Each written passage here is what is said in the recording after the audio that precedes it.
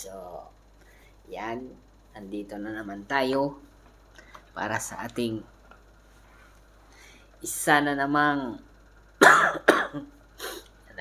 so, pang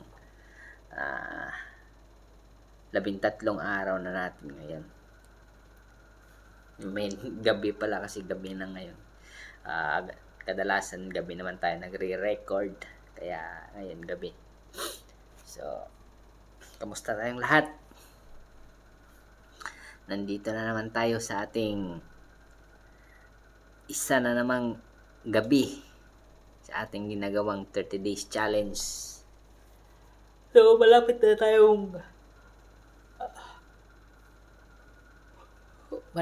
tayong magkalahati.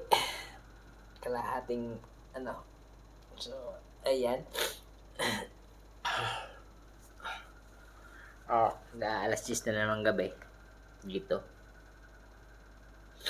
Tutulog na naman ang lahat. At ngayon wala nang bagyo dito. So, tumila na yung ulan. Hindi na din malakas yung hangin. Kaya, balik sa normal na tayo. Pero pumasok naman kami kanina.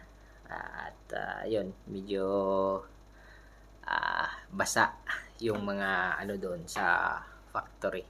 May mga tulo. Alam nyo naman pag mga industrial companies na medyo may edad na, medyo kailangan nang i-maintain yung mga bubong.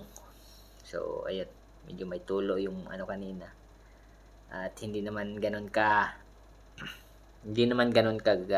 grabe yung yung tulo ng bubong. So, ayun, sa ngayon pang 13 days natin. So, hopefully maganda na yung natin, no?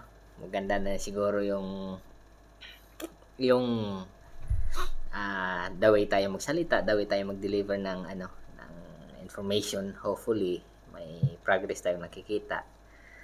Hindi ko naman sinasabi agad na mayroon na talaga, but I feel sa ko lang, napapansin ko lang sa sarili ko is andun na, meron na. Makikita nyo naman siguro, mapapansin nyo din na sa mga sumusubaybay, wala naman pala tayong views.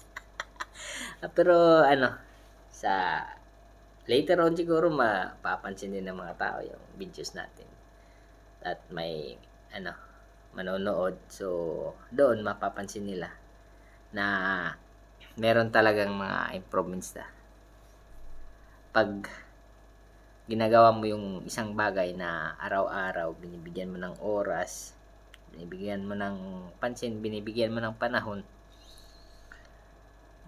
magkakaroon talaga ng progress. So, yun. Although hindi siya madaling gawin, hindi siya tawag dito, hindi siya ganun kadaling gawin yung pag re-record ng sarili mo. So, kinakausap mo yung sarili mo, nagsasalita ka sa harap ng camera. So, medyo hindi siya madaling gawin, lalong-lalo na pag yung walang topic na usapan.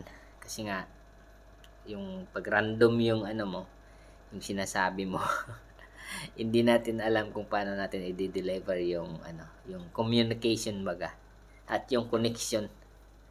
So, ang sa pagkakaalam ko, if you really want to be a good speaker, so kailangan bawat harap mo sa tao ay magbibigay o gagawa ka ng paraan na makakonekta ka sa audience mo. So, yun ang pinaka the best na gagawin mo bilang speaker. So, yun. So, sa atin naman, hindi naman tayo kasi nga ang ginagawa natin ngayon is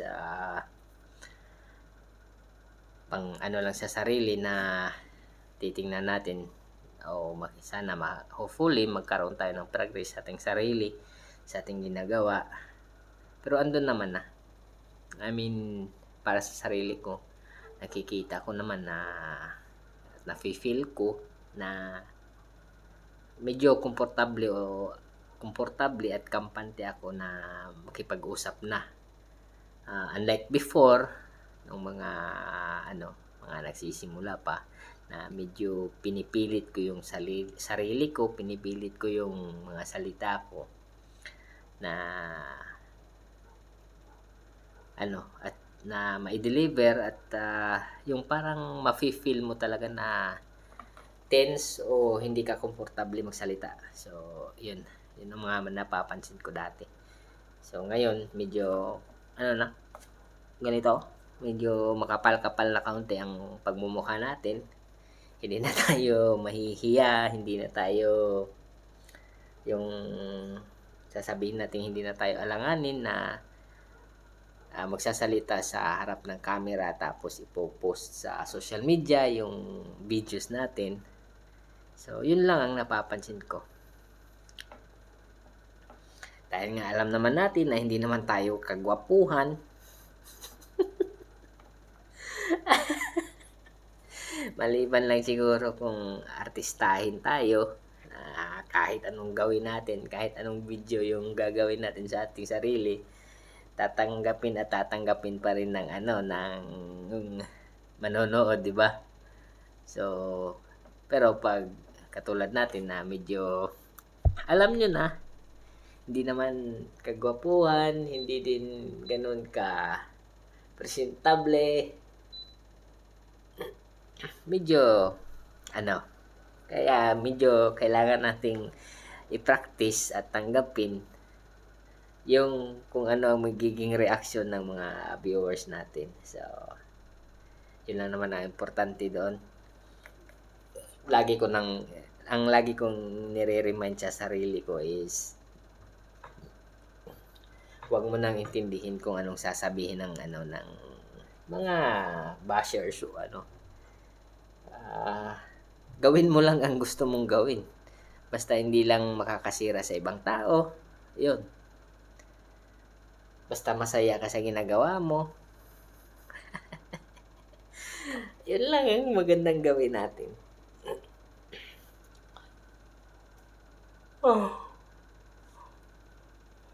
Yun nga. Ngayon hindi ako nagdala ng trabaho dito sa bahay. Although nandoon naman sa cloud yung sa cloud storage ko yung ibang mga work. Medyo pinahinga ko muna yung yung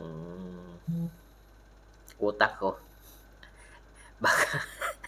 Baka mawala na tayo sa sarili nito kung lagi tayong mag-iisip ng trabaho. Kaya ni-relax ko na lang muna.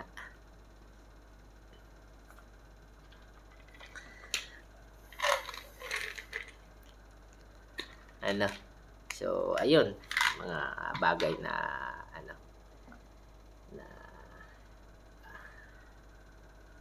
nagawa natin.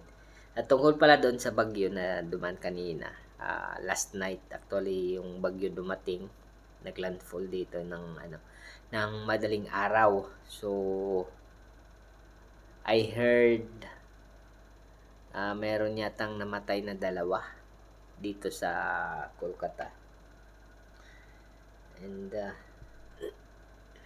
yun, ang city mismo medyo na bumaha ng kaunti. Hindi naman ganun ka grabing baha. At least nasa lampas tuhod daw yung yung tubig sa city. Kasi ang Kolkata kasi sa sa mga hindi nakakaalam, ang Kolkata kasi siya, lumang city. So, yung mga drainage system na is medyo luma na. At saka ang isa sa mga dahilan bakit nagbabaha dito is yung mga tawag dito, yung mga tea stalls, yung mga nagtitinda ng tsaa sa gilid ng daan. Kasi mahilig sila sa tsaa dito. So, pag nasa city ka, madaming mga nagtitinda ng tsaa. halos bawat kanto meron, o minsan nga pag yung busy lugar talaga, yan, isang kilometrong tindahan ng pagkain, tindahan ng tsaa. Tapos ang nangyayari, hindi nila na-manage yung nila, yung basura. Minsan tinatapon lang diyan sa mga gilid-gilid, lalong-lalo na yung teacups na maliliit, yung paper cups na maliliit, tinatapon lang nila sa gilid. Kaya ang nagiging resulta, napupunta sa drainage. So, yun ang isang problema dito nila.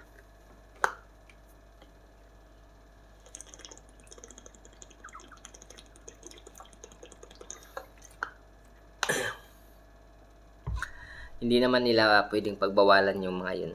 Pwede naman nilang pagbawalan, kaso nga lang, alam mo na, pag nasa politika ka, so, mostly, yung mga ganong mga nagtitinda ng tsaa, yung mga maliliit na negosyante, yun ang tinatarget ng mga ng mga politiko dito na so para pagkukunan ng suporta nila. Kaya hindi nila makontrol yung yung ganyang bagay dito.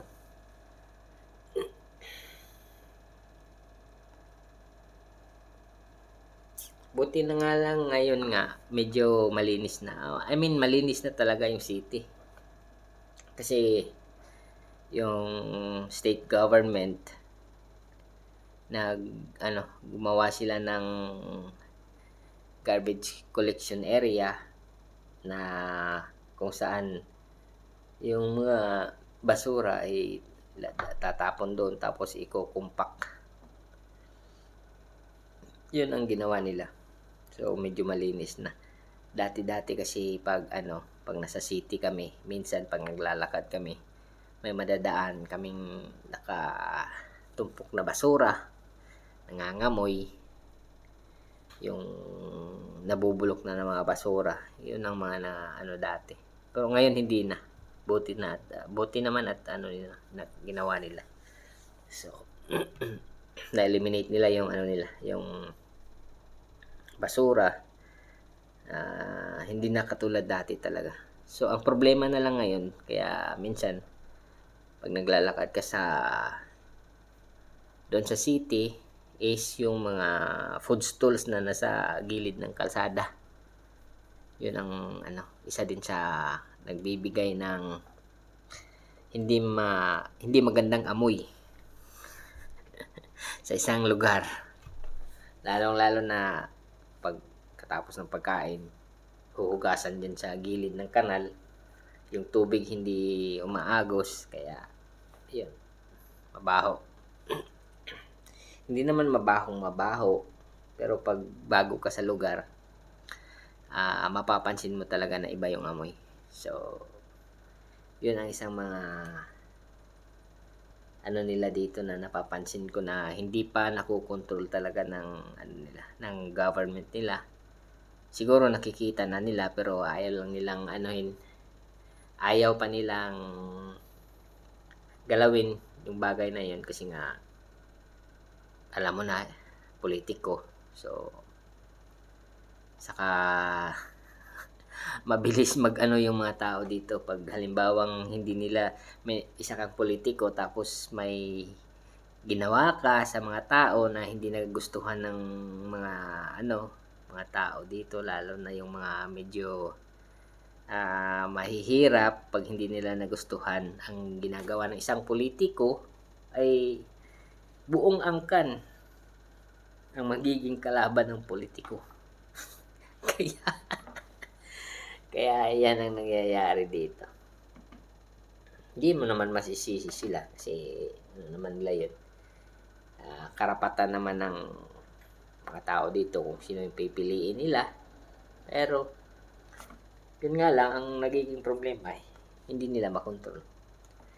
Pero sa tingin ko naman may pagbabago naman. Like ngayon, doon sa harap ng company namin, yung flyover, may flyover kasi na tinayo doon. Tapos yung ilalim, meron siyang islands.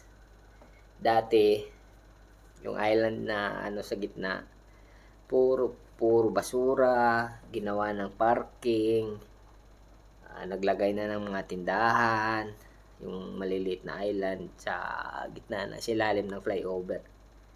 Ngayon, buti naman at ginawa nila, nilagyan nila ng bakod, inalis lahat ng mga nakalagay na basura, yung mga sirang sasakyan na nilagay lang sa gitna. So inalis na nila at yun, nilagyan na nila ng railings yung island. I think lalagyan nila ng tanim. Meron akong napapansin, nilalagyan yata nila ng Bermuda grass. So sana ma-maintain nila yun at mapaganda nila yung lugar. At hopefully hindi na titirhan ng mga nagtitinda sa gitna ng kalsada. So ayan, may mga pagbabago naman na nakikita dito. Pero ngayon nga lang, medyo hirap na anuhin yung yung lumang city ng Kolkata. Medyo hirap na siyang i-develop kasi heritage building yung mga nakatayo. So mahihirapan develop.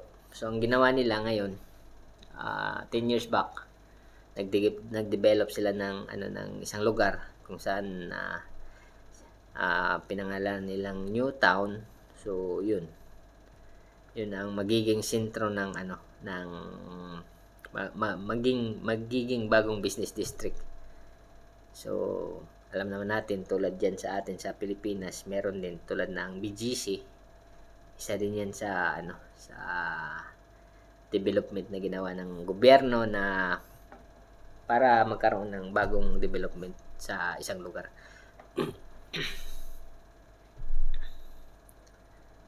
So ayun, yun ang natin, yun ang kwentuhan natin ngayon sa isang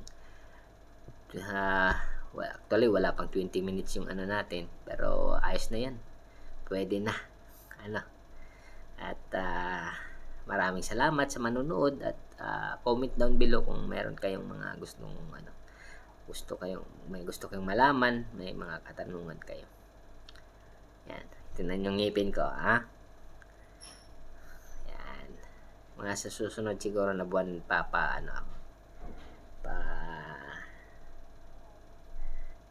papasukat ng bibisita ng dentista, orthodontist at siguro papagawa tayo ng clear aligner. Kailangan ko na kasi talaga yan, sira ng ngipin. So hanggang dito na lang muna. Ingat po tayo palagi. God bless.